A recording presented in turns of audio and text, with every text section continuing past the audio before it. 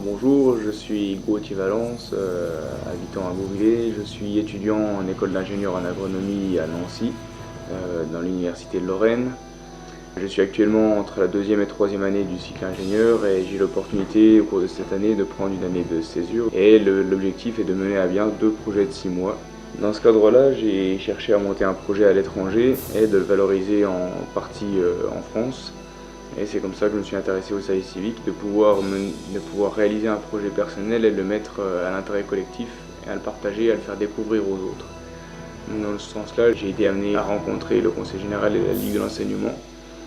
Et grâce à l'association 3D Tours, qui est une association étudiante de mon école, qui prône les projets et qui soutient les projets sur le développement durable, j'ai pu mener à bien un projet de 6 mois à l'étranger, au Népal. Pour qu'il y ait quelque chose de concret derrière, j'ai voulu inventer un nom, créer un nom de projet avec un slogan, et puis ça me permettait d'afficher mon projet sous un nom particulier, sous un logo, un slogan, voilà. Donc mon projet c'est Sens, S-E-N-S, une aventure qui a du sens, voilà l'accroche que je peux avoir pour mon projet. Maintenant, qu'est-ce que je mets derrière ces 4 lettres là, S-E-N-S? Solidarité au Népal et sport. Donc solidarité puisque je suis parti dans un pays où je voulais avoir une action un petit peu de coopération, de partage et d'échange, de découverte. Donc cet aspect-là solidaire, voilà, m'intéressait beaucoup. Ensuite eau, eh bien EAU. Donc l'eau, c'était la thématique principale de mon séjour au Népal. C'est ce pourquoi je suis parti là-haut. Je n'ai pas fait que ça, mais disons que c'est la base de mon projet. J'ai été là-haut pour aider à la construction d'un ouvrage hydraulique pour stocker de l'eau. Ensuite, on a eu la réflexion sur la production d'un ouvrage hydroélectrique pour générer l'électricité dans 2 villages particuliers.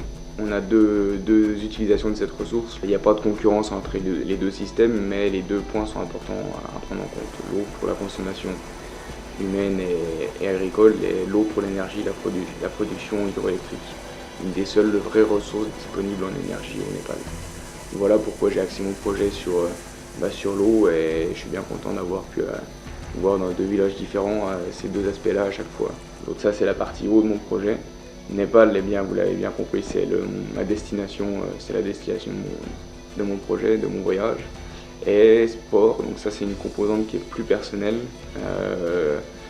qui se détache de la partie service civique ou intérêt général, j'ai envie de dire, puisque c'est une partie sportive, personnelle, individuelle, mais qui m'a permis de faire vivre et découvrir mon projet à d'autres. Notamment en termes de communication, j'ai utilisé des événements sportifs pour communiquer mon projet. J'ai utilisé des contacts sportifs pour intégrer le Népal. Une fois au Népal, j'ai utilisé le sport comme moyen de déplacement au quotidien. J'étais dans une zone où il n'y a pas de transport, il n'y a que la marche qui permet d'aller d'un point à l'autre. Donc la dimension sportive prenait tout son sens, sans vouloir refaire de jeu de mots, sur l'aspect déplacement et puis finalement travail au quotidien, puisque la marche conditionnait mon voyage finalement. Wouhou. Donc j'ai créé un projet de 6 mois au Népal et j'avais une deuxième partie de 6 mois à occuper. C'est pour ça que je me suis tourné vers le service civique. J'avais 2 intérêts. L'intérêt personnel de faire partager et découvrir mon projet au Népal. Et ensuite mener à bien un projet de 6 mois en termes de communication, en termes de sensibilisation en France auprès de scolaires, notamment des primaires, des collégiens. Ouais, c'est les drapeaux sur lesquels sont écrites des prières. Et dans la symbolique, c'est lorsque les drapeaux flottent avec le vent, les prières s'envolent aussi avec. Voilà. Les conditions de vie au Népal, elles sont très différentes de celles en France. Ils doivent beaucoup marcher. Ça m'a donné envie de voyager car ils n'ont pas les mêmes conditions de vie que nous.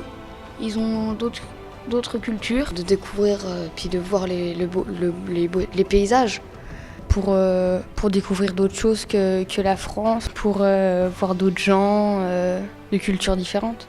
On est en train de travailler sur les pays pauvres et donc le Népal c'est un pays pauvre, donc ça nous a appris des renseignements sur les conditions de vie, tout ça.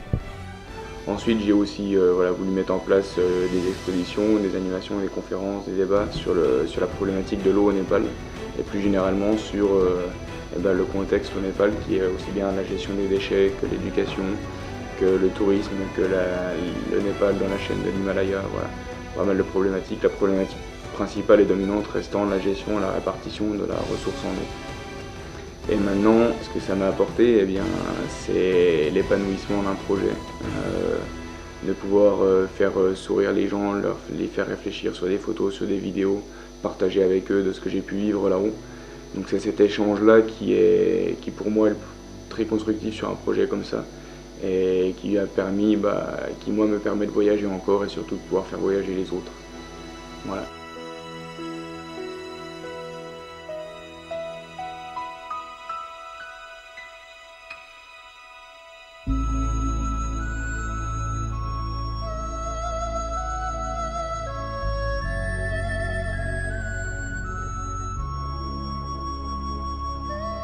Thank you.